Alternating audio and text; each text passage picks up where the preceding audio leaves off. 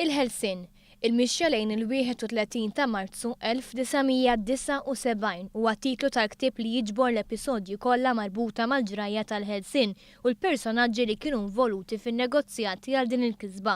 F'din il-ġabra ta' rakkonti u stampi, il-kittieb u riċerkatur Mark Camilleri irnexxielu jikkonserva l-ġrajiet li waslu għal dan il-jum tant mistenni minn missirijietna.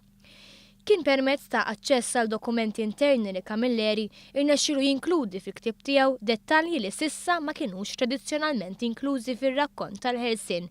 Il-ktieb hu miżgħud b'informazzjoni storika ġdida bbażata fuq dokumenti li nstabu issa fl-Arkivji Nazzjonali tal-Gvern Brittaniku f'Londra u fl-Arkivji interni tal-Partit Laburista. Kien hemm ħafna sorsi ġodda, kien hemm ħafna materjal ġdid li qabel kien għadu ma ġiex riċerkat li kien ilu magħluq u b'hekk sajna niskopru dettalji ġodda.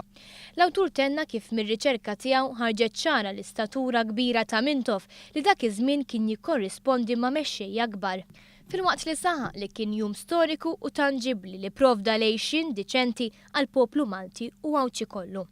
Waqt l-attività ta' tnedija tal-ktieb il-Prim Ministru Joseph Muscat saħaq li wieħed ma jistax jitkellem dwar il-Ħelsien mingħajr ma jitkellem dwar il-kapaċità u l-viżjoni ta' Don Mintoff li rnexxielu jigwida poplu għall-Ħelsien. Il-Prim Ministru tenna li mhuwiex il-każ li n-nies jippruvaw ipoġġu l-festi nazzjonali f'ġerarkija għaliex il-koll jimxu jitfit. Min-naħa tiegħu il-Professur Dominic Fenech deskriva l-ktieb bħala rakkont mexxej li għandu jservi ta' kontribut siewi għall-istorja ta' pajjiżna.